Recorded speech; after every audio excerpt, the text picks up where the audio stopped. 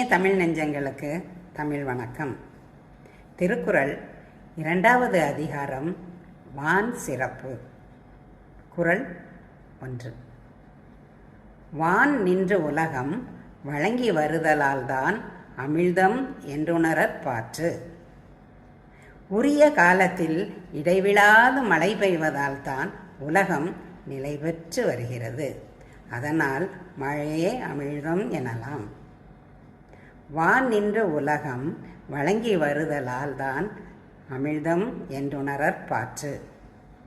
This world continues to live only due to timely rains, so the rain can be called life-giving elixir.